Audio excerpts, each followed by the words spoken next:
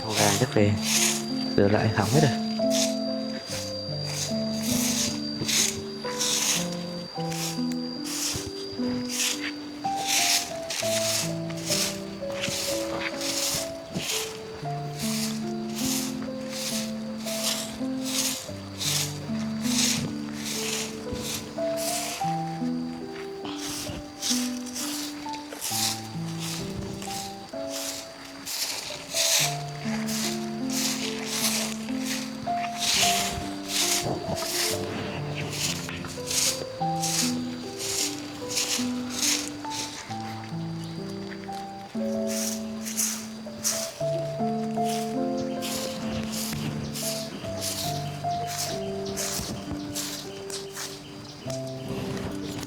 Cây gỗ này mưa gió hơn một năm nay mục hết.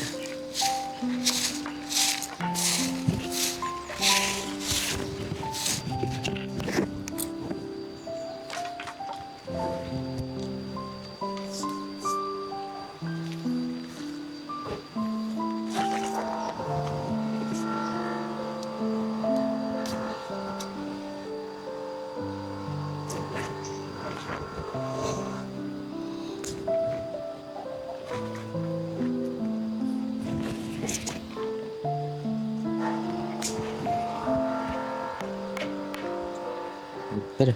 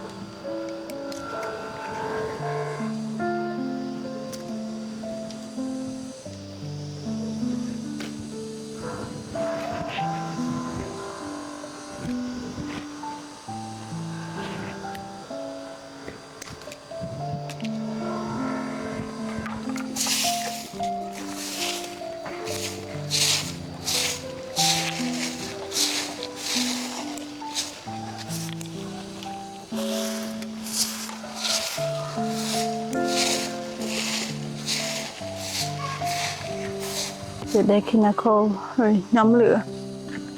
Anh Hoa ơi, anh làm cái này có cần em phụ gì không? Không cần đâu. Cái chuồng gà mình làm được gần một năm rồi, cái cây nó cắm xuống đất này, cái đoạn mình cắm xuống đất nó bị mục hết rồi. Anh định tháo ra thay cây mới, với lại anh chắc là anh nghĩ là mình sẽ làm rộng hơn một tí em nhỉ? Vâng. Để nuôi thêm nhiều gà vào. Thế là làm rộng, làm sắt bên này luôn anh nhỉ? Với lại cái này làm sắt gần đường một tí à? Chắc làm ra đây một tí chặt. Làm giá đây một tí nhỉ? Có gì mình thả thêm nhiều gà con vào. Vâng. Em cứ vào nghỉ ngơi đi, anh tự làm được mà. Hôm nay trời nắng lắm. Thế anh làm cái này để em đi thu hoạch một tí giờ về nhá. Để thu hoạch hả? Vâng, bây giờ trời nắng rồi, đi thu hoạch được rồi nhá. Không chiều bên tàu mưa ấy. Anh cho tụi em đi thu hoạch nhá. Thế cũng được. Mà đi làm gì nhớ cẩn thận nhá. Mà anh ăn gì để tí em đi thu hoạch về cho em mua ít trái cây về ăn luôn. Chắc không có trái cây thì em mua gì cũng được, còn ở nhà vẫn còn ít rau. Tí nữa anh làm xong anh nấu cơm cho em. Vâng, thế để em đi thu hoạch nhá. Em cứ đi.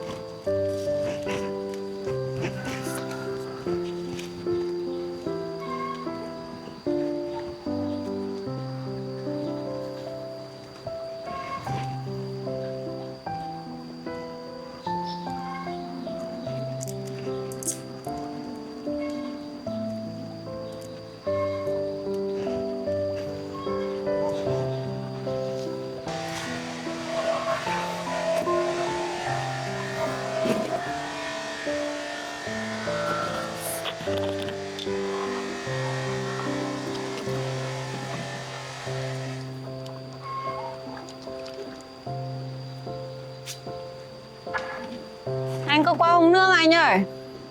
Ừ em cứ uống đi, anh chưa khát đâu thì anh uống sau.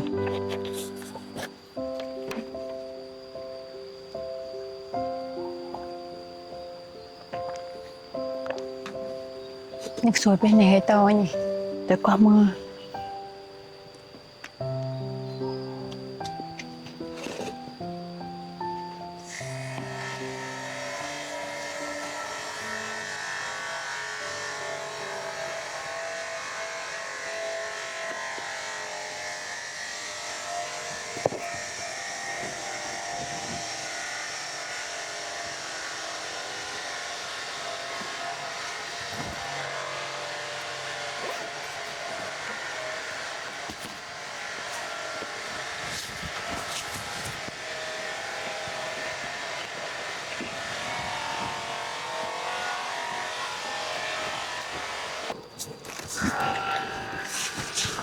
Em đi thu hoạch đây. Em đi à? Ừ. Thế em đi cẩn thận rồi về sớm với anh nhá. Ừ. Anh làm cái nào không không làm một mình được thì để em về rồi làm trước Cái nhé. này làm dễ mà. Đi đừng có lấy nhiều quá nặng nhá. Biết rồi.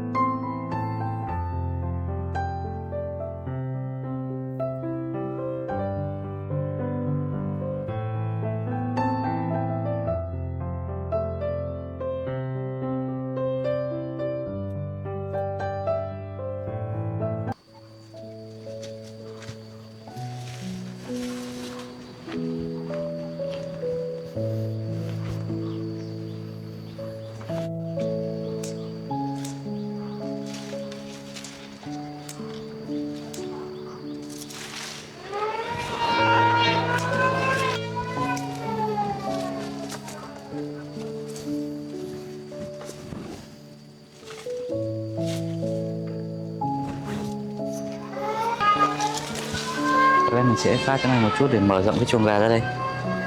Chuồng gà kia hẹp quá.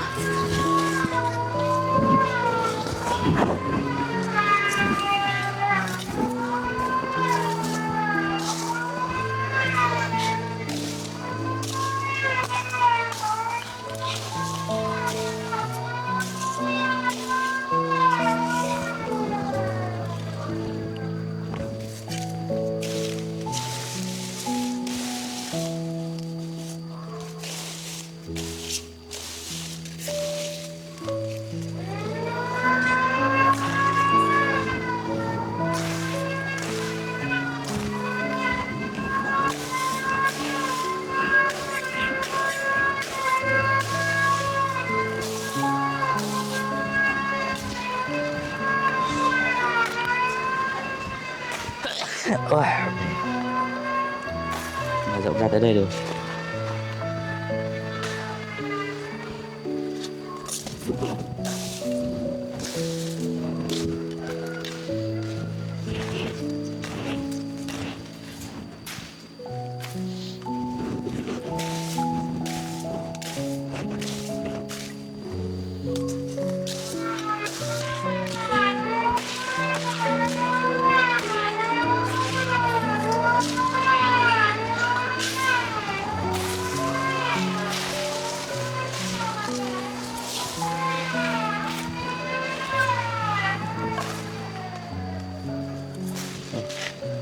Gió làm đổ vào cái rào rồi.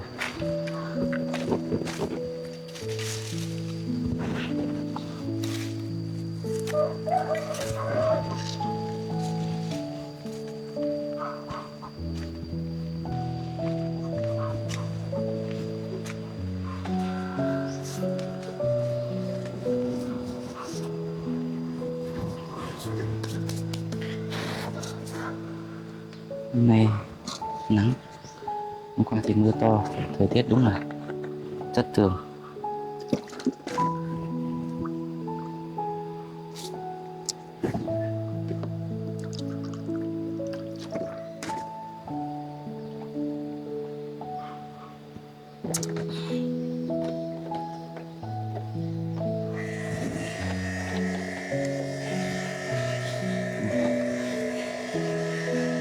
Như vậy chắc là ổn. Chính vì một cái tàu gỗ phải cắm nhà rộng ra, nhà rộng thêm một tí rồi bắt những con gà thì sẽ ăn thả lên đây đấy rồi. Bây giờ là cái mối gỗ đó.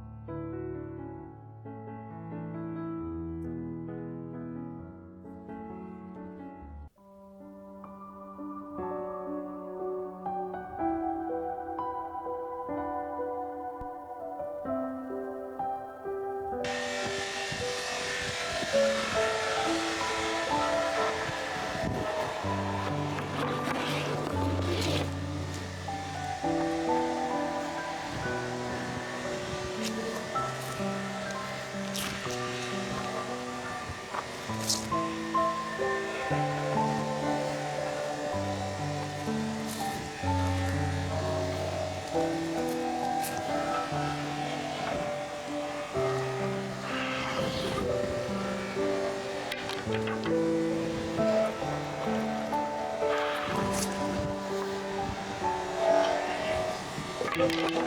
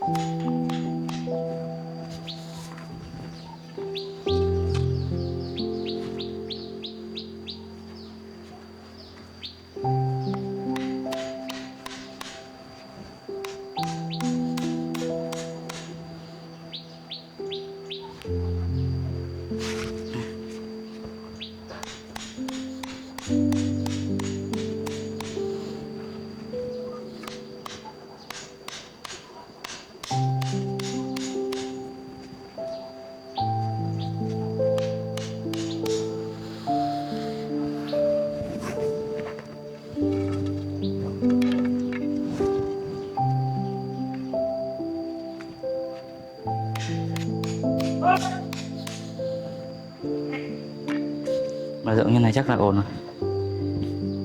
Cái này mà nuôi tầm 20 con gà chắc vẫn đủ. Lưới này chắc không đủ rồi. Nãy mình quên mất. Mình chạy ra mua cái lưới này.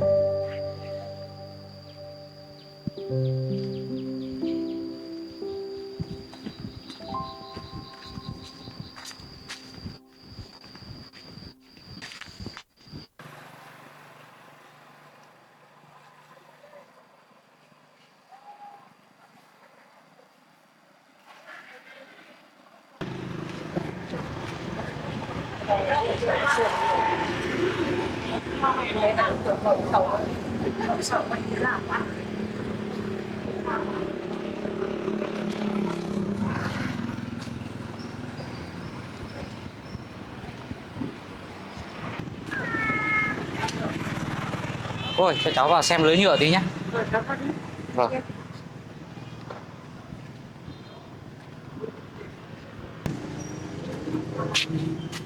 Không phải bởi vì nó có cả lớp, có 2-3 đứa là 10 giờ đủ nghề thôi. Cái này có vẻ cao quá. Nhà nó biết nhanh lắm hả?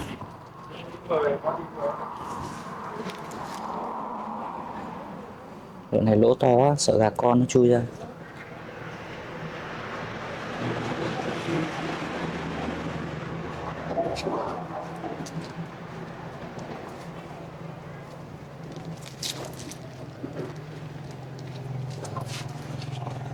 Mày các này cứ một muốn bảo về lá học đâu.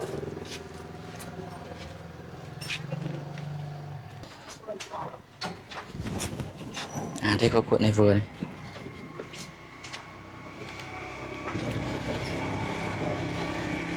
Lỗ vừa nhỏ, chiều cao cũng vừa đủ.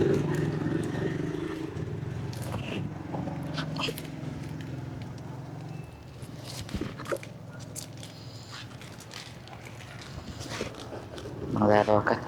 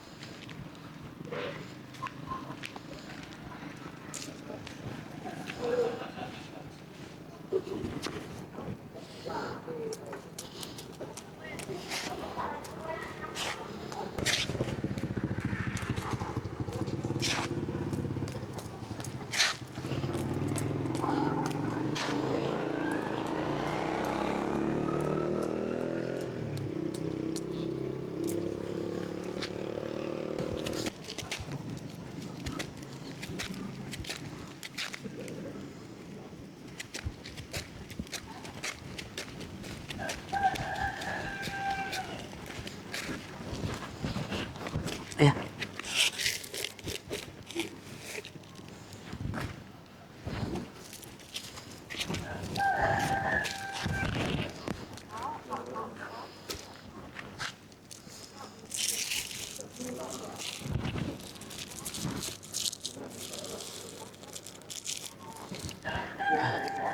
Trời lại sắp chuyển mưa rồi.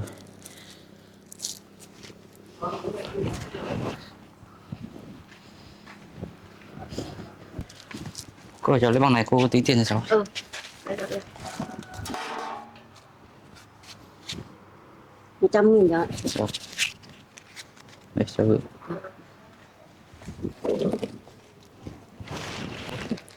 Cháu về đây cô. Ừ.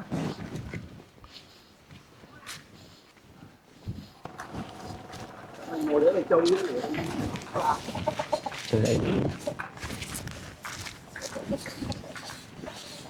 Chú.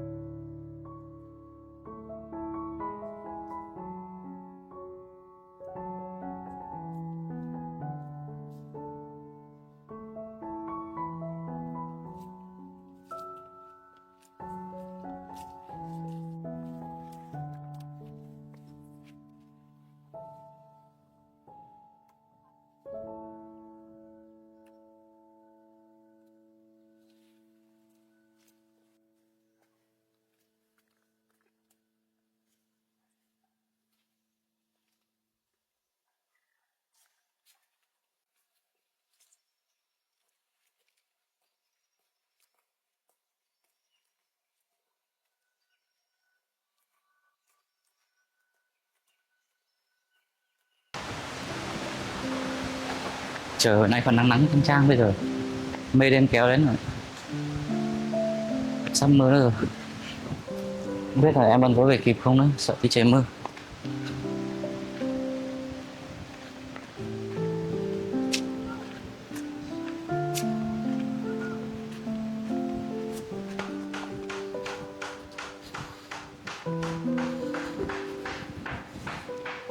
Anh thủ thôi kiểu trời mưa mất.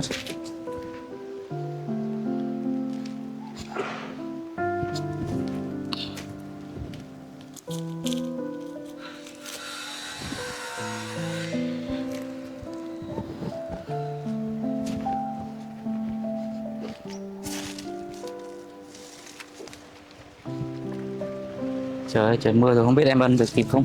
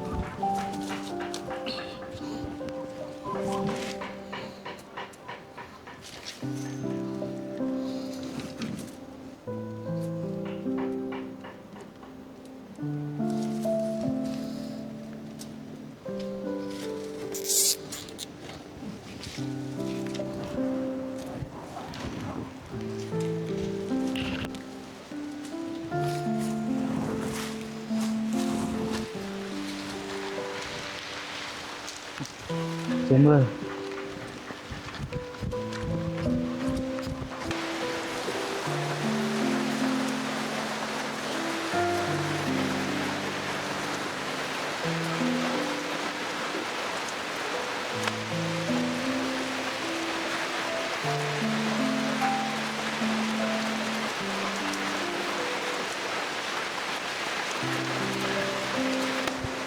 Rồi,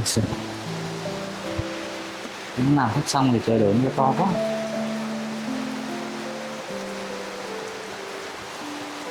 Không biết em Bân có bị ướt mưa không nữa.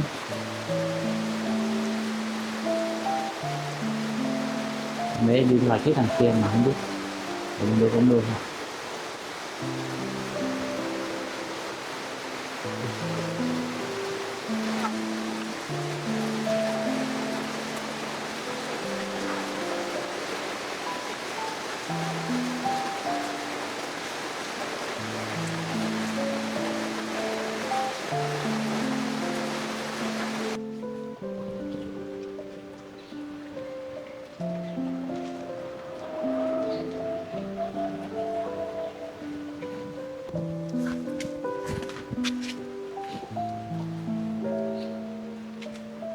Trời tạnh, tranh thủ đi làm nước chuồng gà đã.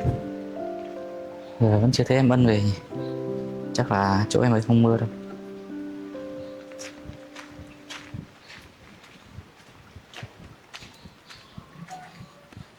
Ui giời, trời mưa xong bẩn quá.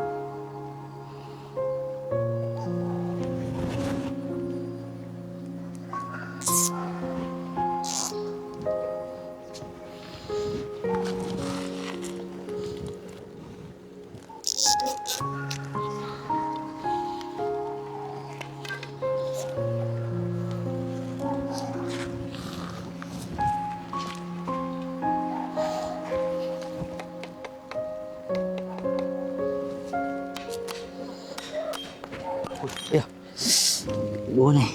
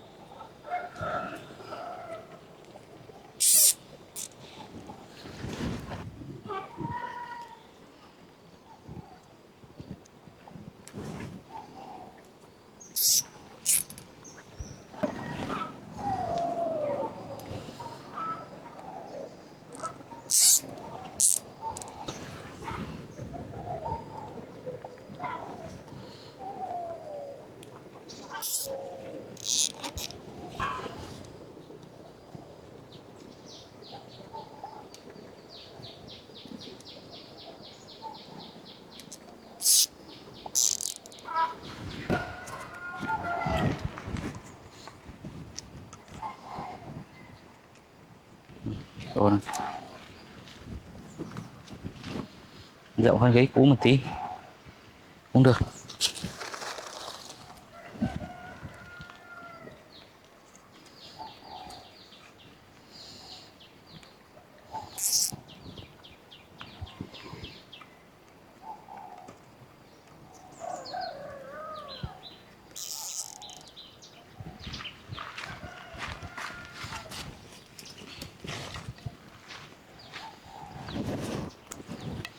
Tạm được. Nhìn nấu cơm đã, chắc là em ăn sắp về rồi.